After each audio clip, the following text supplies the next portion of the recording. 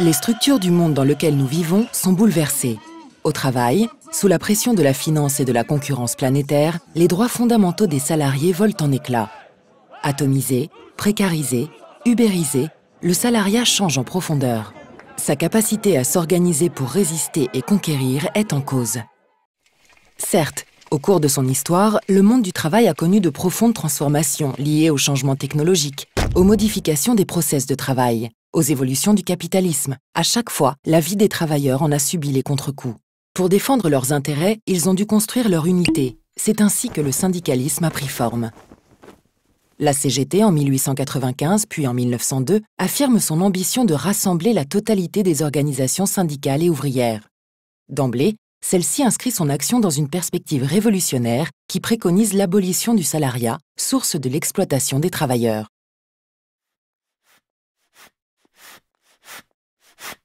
Pour y parvenir, la CGT doit construire un rapport de force empreint d'une conscience de classe. Tandis qu'elle bâtit ses structures, la CGT doit aussi tenir compte des évolutions profondes de la production.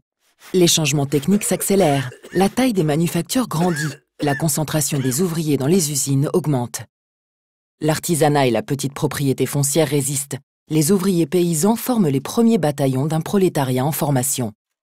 La polyactivité et la diversité des statuts brouillent les frontières d'un salariat qui émerge.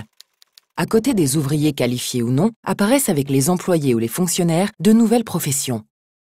Le syndicalisme qui avait pris forme au niveau local et sur la base du métier doit évoluer pour répondre aux exigences de la lutte des classes du moment.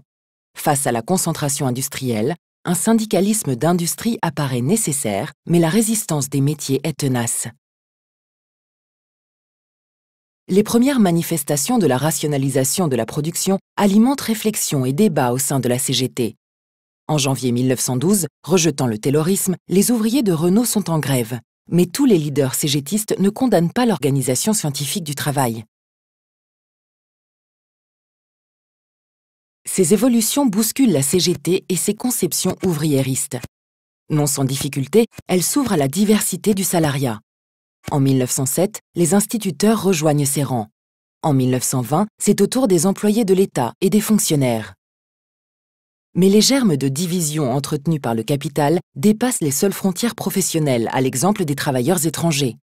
Très vite, l'action du syndicalisme se tourne vers eux. En 1919, le programme minimum de la CGT adopte une résolution les concernant. Dans l'entre-deux-guerres, la CGT unitaire fait preuve d'un plus grand volontarisme. Elle anime une action spécifique à leur encontre, notamment en créant des groupes de langue. À partir de 1959, l'appel massif par le patronat aux travailleurs immigrés conduit la CGT à élargir ses revendications aux conditions d'emploi, de logement, de protection sociale. Peu à peu, la CGT fignole son action avec une presse syndicale et des tracts rédigés en langue maternelle.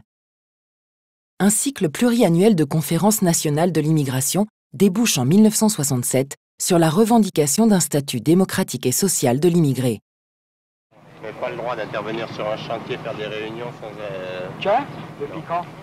Vous connaissez la loi du 27 décembre 68 sur le droit syndical? Vous l'avez? Non. Vous ne l'avez pas? Je ne l'ai pas sur moi, mais c'est à vous à l'avoir. Ça vous donne le droit d'intervention? Ça nous donne le droit d'aller sur le chantier et de discuter avec les gars. En accord avec le directeur d'entreprise. Mais le directeur refuse qu'on vienne, on vient quand même. En accord, on en est bien, non? Et alors? Et si le directeur est en désaccord? On va pas mettre les gars en grève pour qu'on vienne, on vienne pendant le temps de repos.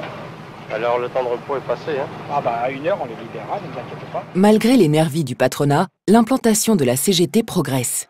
La participation des immigrés aux luttes s'intensifie, en particulier dans les grandes entreprises, où les ouvriers spécialisés dénoncent les cadences infernales, reprenant le mot d'ordre des années 1930.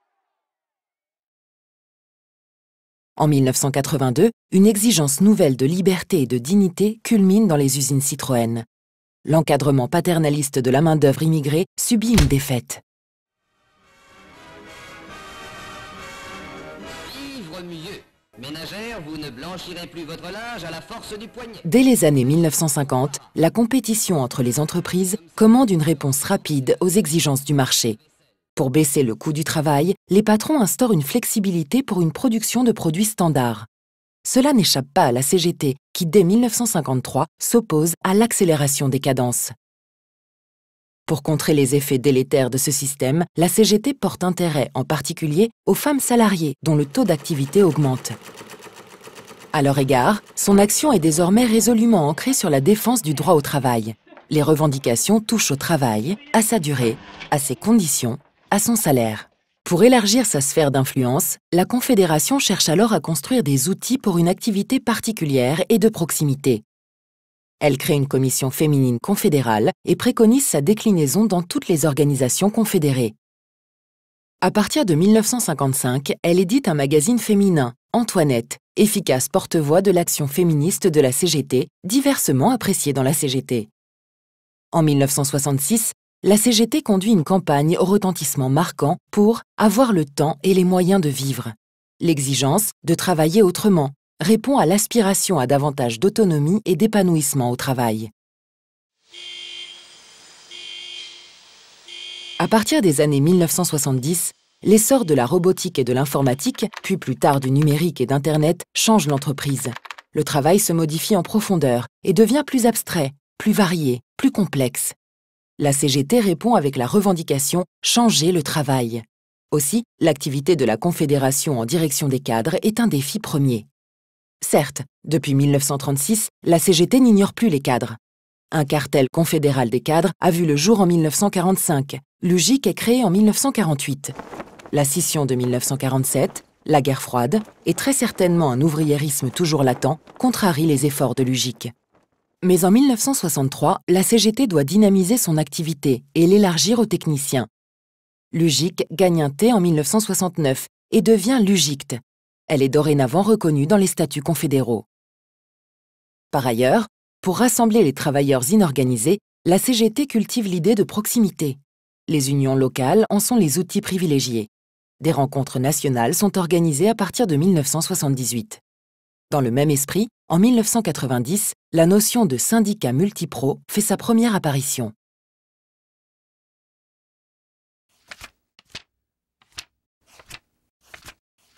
Tout au long de son histoire, la CGT a tenté d'épouser les contours, souvent fluctuants, du salariat. Avec une seule idée en tête, organiser la classe ouvrière. Le rapport antagonique travailleur-patron s'exerce dorénavant dans un monde du travail transformé. Pour la CGT, le défi reste entier.